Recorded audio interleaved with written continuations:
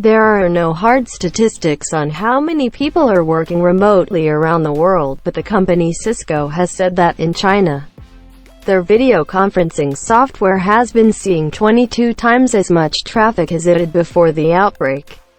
The world is engaged in a global work-from-home experiment, and we're going to see firsthand just how sustainable it is.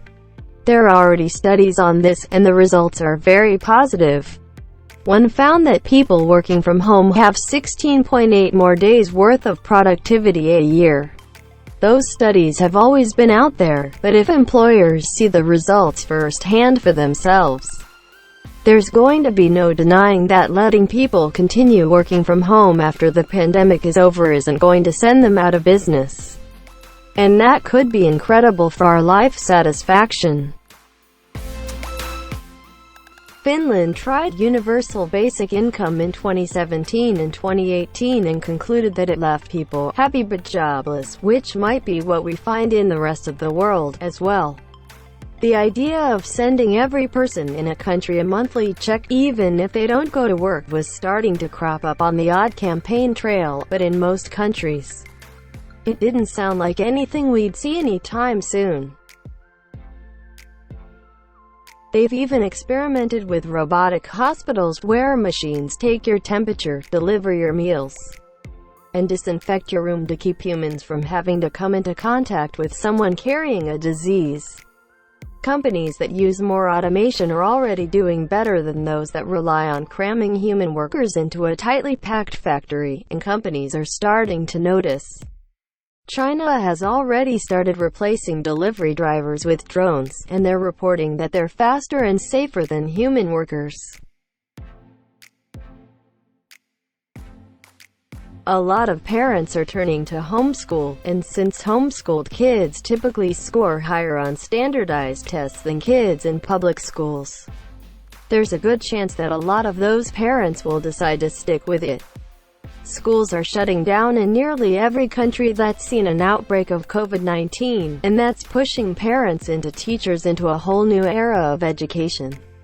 Children whose parents don't have time to push them on their education fall further behind, while those who can't afford internet access are almost completely excluded. The Israeli government has started using its people's cell phone location data to identify everyone who has come in contact with an infected patient around the world. People have been embracing big government ever since COVID-19 began to spread. And even if the hands-off government comes back in fashion when this is over, there are bound to be a few bills passed that, before COVID-19, never would have made it through. If you've been near them, you'll get a text telling you to quarantine yourself immediately. McCain's being hyperbolic, of course. Fighting COVID-19. While the United Kingdom's Boris Johnson has said that there's no ceiling to how much they'll spend,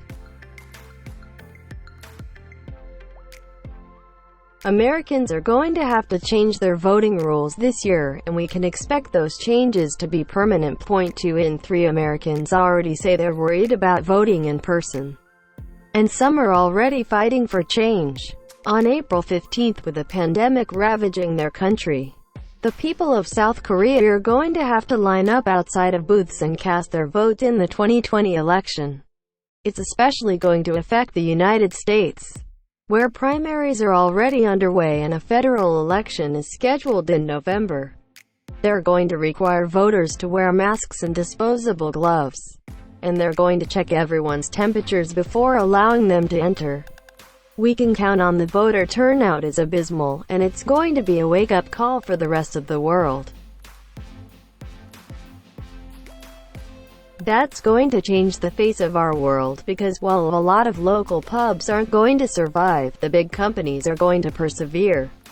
A lot of them aren't going to be able to survive it. J.P. Morgan predicts that the average small business will only be able to survive 27 days of this before going bankrupt.